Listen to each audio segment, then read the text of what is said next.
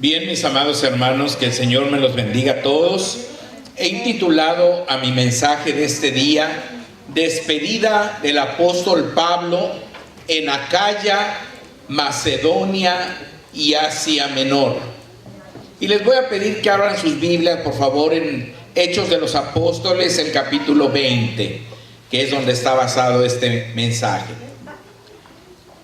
El ministerio del apóstol Pablo fue altamente prolífico, especialmente en Asia Menor, en Macedonia y en Acaya, lugares donde fundó muchas iglesias cristianas y ganó a muchos judíos y a muchísimos gentiles para el reino de Dios. Pero el fin de su ministerio en estos lugares se acercaba, y el Espíritu Santo se lo había revelado, por lo que decidió visitar varios lugares de estas provincias y anunciar su partida definitiva. Primero, mis hermanos, el apóstol Pablo visitó por última vez Macedonia y Grecia. A Macedonia salió después de terminado el alboroto que se dio en Éfeso. ¿Se acuerdan? Que los efesios gritaban, era viva Diana de los efesios, y por 2 horas estuvieron gritando ahí en el teatro. ¿Se acuerdan? Todo aquel alboroto que se armó. Pues después de aquel alboroto, entonces Pablo salió hacia Éfeso y recorrió las diferentes ciudades exhortando a las iglesias. Eso lo encontramos en los versículos 1 y 2. Dice así: después que cesó el alboroto, llamó Pablo a los discípulos y, habiéndolos exhortado y abrazado, se despidió y salió para ir a Macedonia. Y después de recorrer aquellas regiones y de exhortarles con abundancia de palabras, llegó a Grecia. En Grecia, mis hermanos, el apóstol Pablo se quedó 3 meses trabajando para el Señor. Y cuando iba a regresar a Antioquía de Siria, se enteró de un plan en su contra, fraguado por los judíos en el puerto de donde iba a salir, por lo que decidió regresar por tierra. Y regresó hacia Macedonia, acompañado por varios hermanos de diferentes lugares, quienes viajaron con él por tierra hasta el puerto de Troas, en Asia Menor. Qué triste, hermanos. El apóstol Pablo andaba predicando el evangelio, andaba confirmando las iglesias, se andaba despidiendo de los hermanos.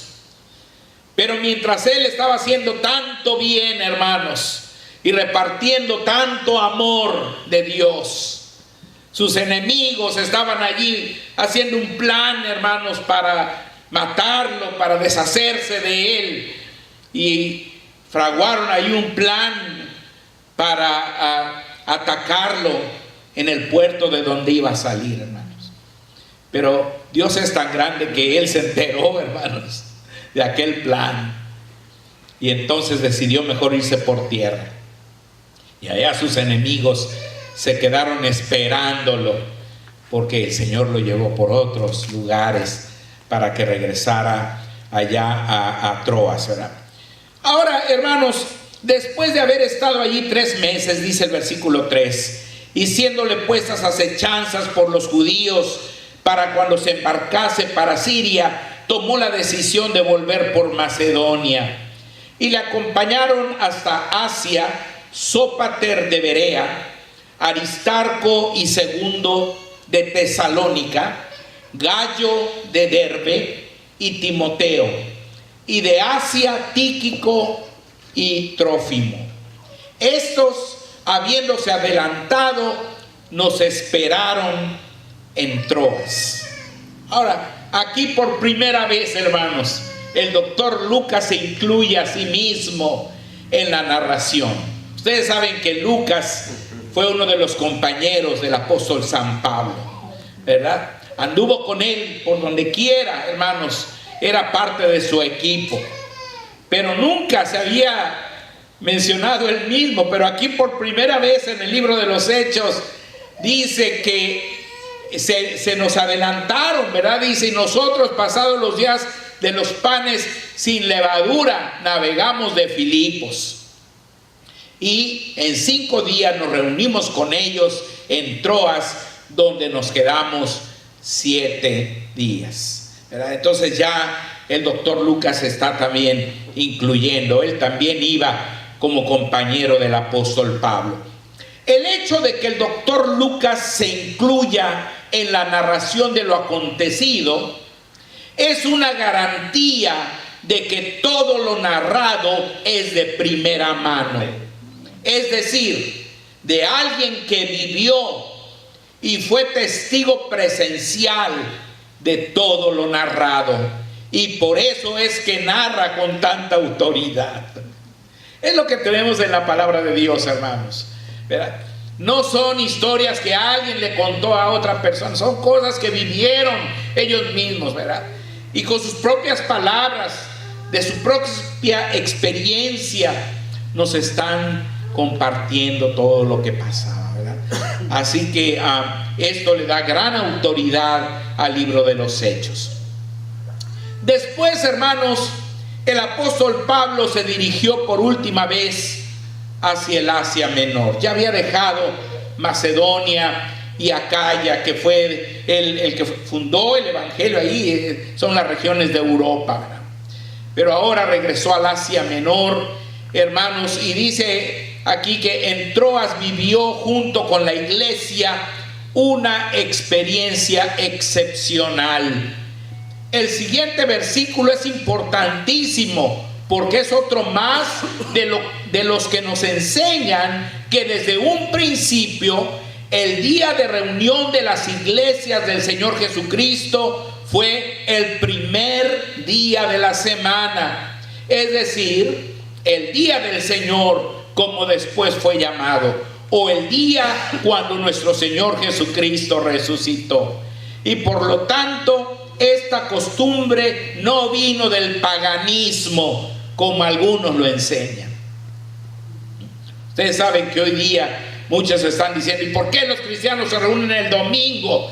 Si la Biblia dice que debe ser el sábado, el Shabbat, ¿verdad? Y nos critican y nos juzgan porque nos reunimos el domingo. Dice: es el día del sol, es un día pagano. Hermanos, ¿qué dice la Biblia? Este es el día que hizo Jehová. Nos gozaremos, nos alegraremos en él. Los 365 días son de Dios. Amén. Pero el primer día de la semana es muy especial, porque es el día que nuestro Señor Jesucristo resucitó de entre los muertos.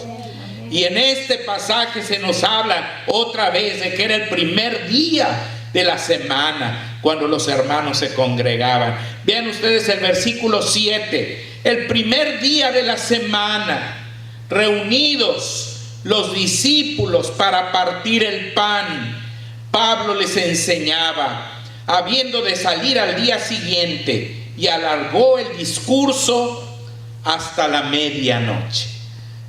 Así que fíjense, ese primer día de la semana le tocó a Pablo estar ahí en Troas, hermanos, y ahí se reunieron los hermanos, y ahí les habló, hermanos, la palabra de Dios en un culto vespertino, ¿verdad? Y se alargó mucho hasta la noche. Partir el pan se refiere a la celebración de la cena del Señor y a comer juntos, porque los hermanos, en ese tiempo partían el pan en el culto, que era la cena del Señor. Celebraban la cena del Señor, pero también se quedaban a comer juntos, hermanos. También partían el pan y comían todos juntos, ¿verdad? Con alegría y sencillez de corazón. Hermanos, otro punto importante de la reunión fue la predicación, que por cierto fue muy larga.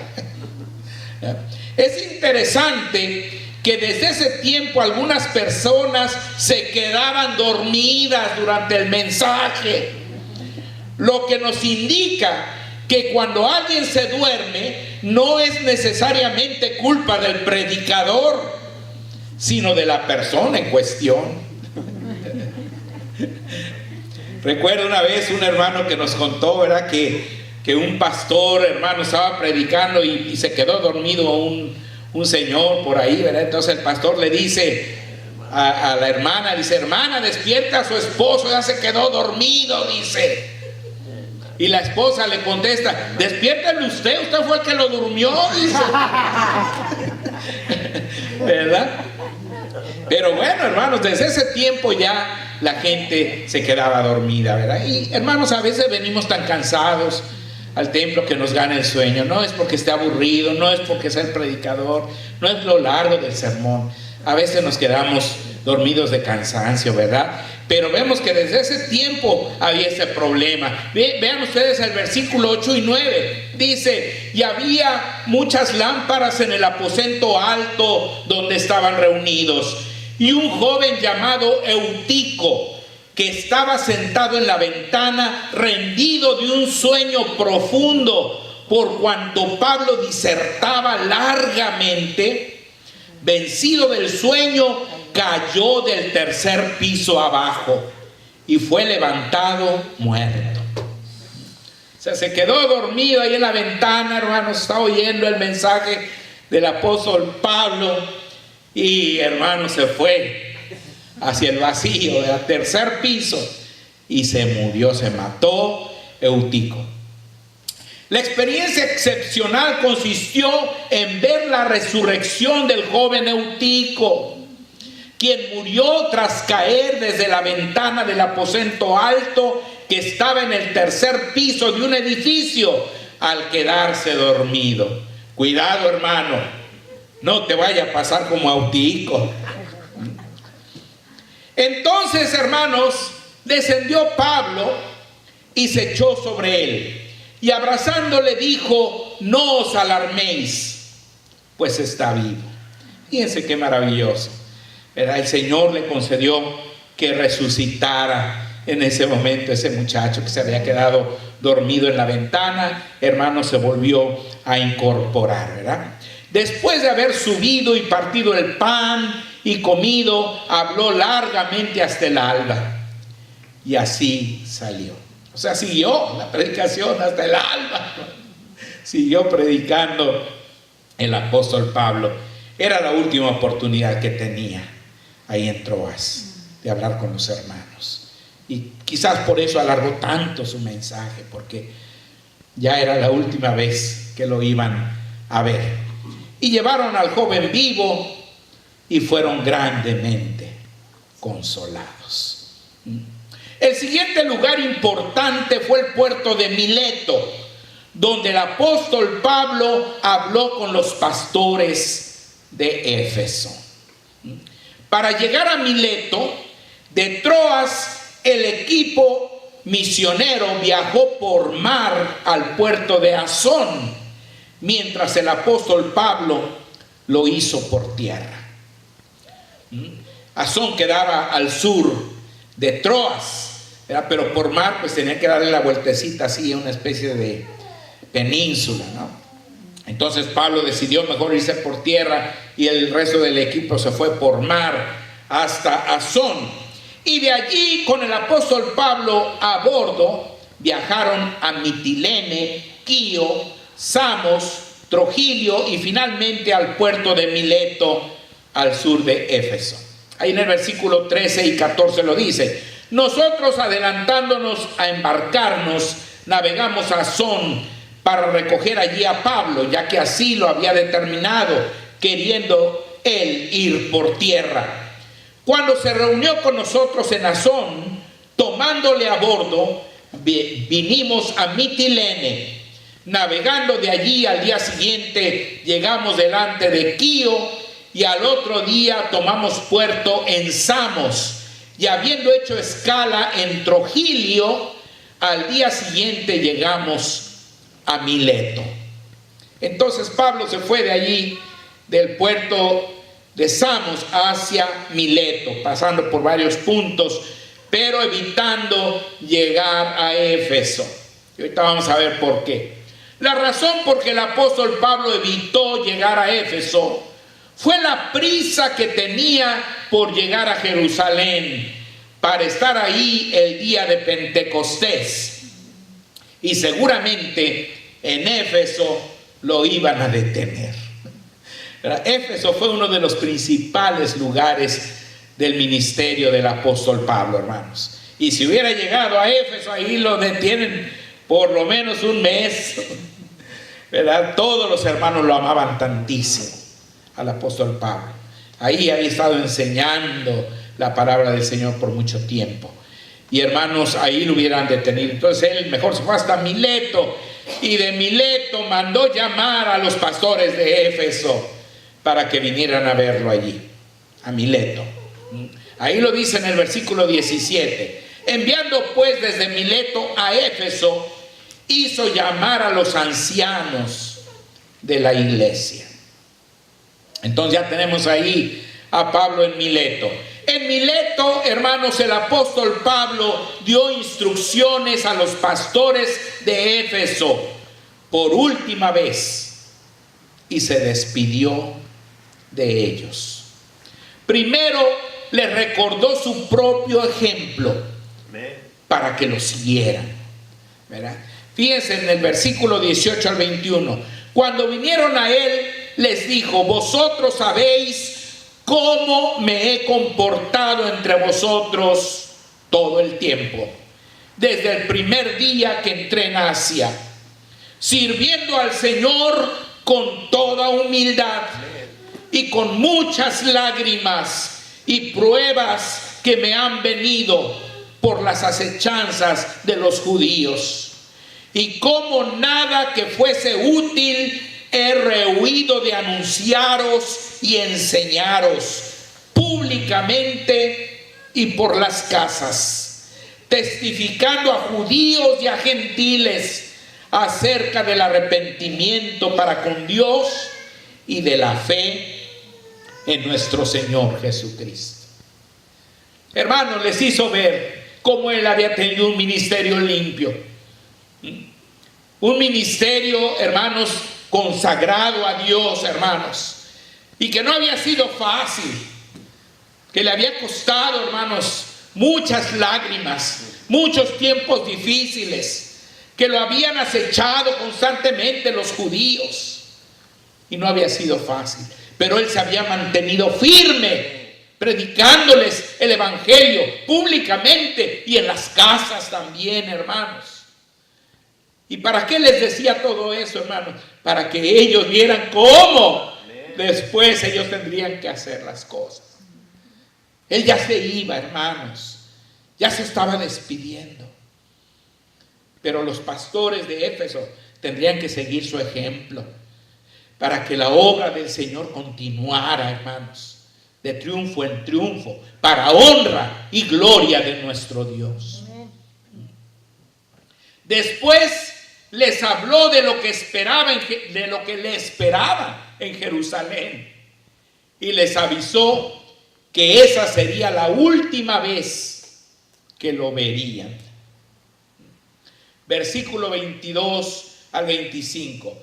Ahora, he aquí, ligado yo en espíritu, voy a Jerusalén, sin saber lo que allá me ha de acontecer, salvo que el Espíritu Santo por todas las ciudades me da testimonio, diciendo que me esperan prisiones y tribulaciones. Pero de ninguna cosa hago caso, ni estimo preciosa mi vida para mí mismo, con tal que acabe mi carrera con gozo y el ministerio que recibí del Señor Jesús, para dar testimonio del evangelio de la gracia de Dios. Y ahora, he aquí, yo sé que ninguno de todos vosotros, entre quienes he pasado predicando el reino de Dios, verá más mi rostro. Hermanos, él decía, el Espíritu Santo ya me dijo que voy a tener tribulaciones, voy a tener prisiones, pero no me importa, no me importa, porque yo lo que quiero es acabar mi carrera. Y acabarla con gozo. Qué ejemplo supremo y maravilloso de un siervo de Dios, hermanos. Hablando a otros siervos de Dios, porque todos los que estaban ahí eran los pastores de Éfeso, hermanos.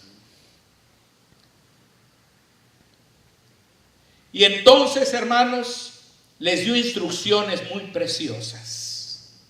Les instó a cuidar el rebaño del Señor, apacentándolo y protegiéndolo de los lobos rapaces y de los falsos hermanos. En Hechos 20 del 26 al 30 lo dice: por tanto, yo os protesto en el día de hoy que estoy limpio de la sangre de todos, porque no he rehuido anunciaros todo el consejo de Dios. Por tanto, mirad por vosotros y por todo el rebaño en que el Espíritu Santo os ha puesto por obispos para apacentar la iglesia del Señor, la cual Él ganó por su propia sangre.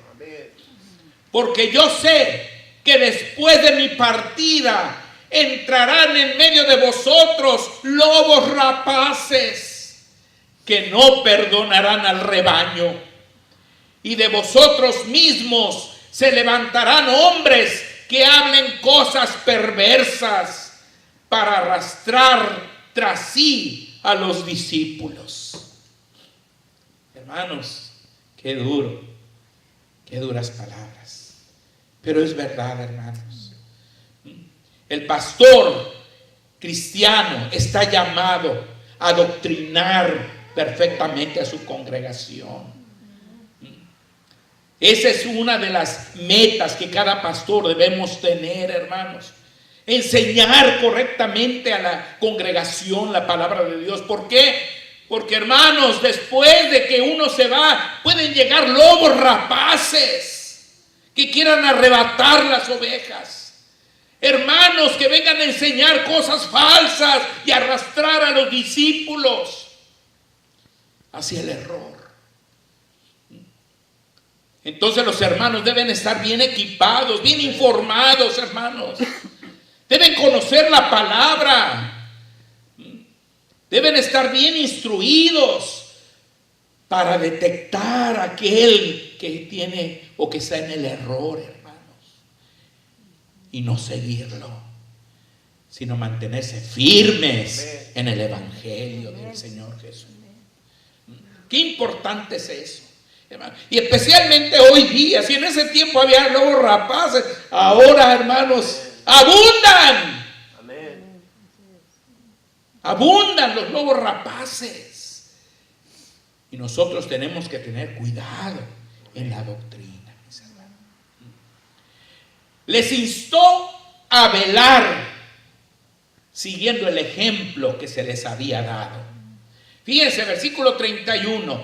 Por tanto, velad, acordándoos que por 3 años, de noche y de día, no he cesado de amonestar con lágrimas a cada uno. Y entonces los encomendó a Dios. Versículo 32. Y ahora, hermanos, os encomiendo a Dios y a la palabra de su gracia, que tiene poder para sobreedificaros y daros herencia con todos los santificados. Finalmente, mis hermanos, el apóstol Pablo les recordó que nunca había sido una carga para nadie y que los recursos para su sostén personal y para ayudar a los necesitados siempre fueron el resultado de su trabajo. Amén. Versículo 33 al 35. ni plata, ni oro, ni vestido de nadie he codiciado. Antes vosotros sabéis que para lo que me ha sido necesario a mí y a los que están conmigo, estas manos me han servido.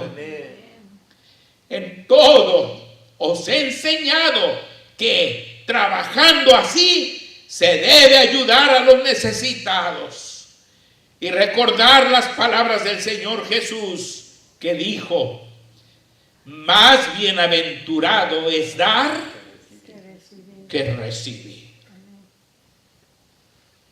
Hermanos, qué tremendo mensaje del apóstol Pablo para aquellos pastores. Un gran siervo de Dios, hermanos. Quizás el más grande siervo de aquel tiempo. La reacción de los ancianos u obispos, es decir, de los pastores de Éfeso, después de que el apóstol Pablo oró por ellos, fue maravillosa y mostró cuánto lo querían, valoraban y respetaban. Vean ustedes versículo 36 al 38. Cuando hubo dicho estas cosas, se puso de rodillas y oró con todos ellos. Entonces hubo gran llanto de todos, y echándose al cuello de Pablo, le besaban, doliéndose en gran manera por la palabra que dijo, de que no verían más su rostro. Y le acompañaron al barco. Fue la despedida, hermanos, del apóstol Pablo. Para un siervo de Dios no habrá mejor corona o trofeo que el cariño de su congregación, pues la entrega total al cuidado espiritual y moral de la misma es muy desgastante y agobiante. Pero cuando da resultados exitosos, es el logro más maravilloso que se puede obtener en este mundo, pues representa la salvación y la vida eterna lograda por nuestro Señor Jesucristo en la cruz del Calvario para las personas que la conforman. Por su parte, el siervo de Dios puede decir como el apóstol Pablo en 1 Corintios 9 del 16 al 17: pues si anuncio el evangelio, no tengo por qué gloriarme, porque me es impuesta necesidad, y ay de mí si no anunciar el evangelio. Por lo cual, si lo hago de buena voluntad, recompensa tendré, pero si de mala voluntad, la comisión me ha sido encomendada. Así, la vida como misionero y plantador de iglesias del apóstol Pablo se convertiría en un ejemplo supremo, no solo para los pastores de Éfeso, sino también para los pastores de todo el mundo y de todas las edades. Las iglesias de Acaya, de Macedonia y del Asia Menor nunca olvidarían a tan grande y humilde siervo de Dios, y quedarían como una sólida evidencia de su trabajo maravilloso, singular y ejemplar.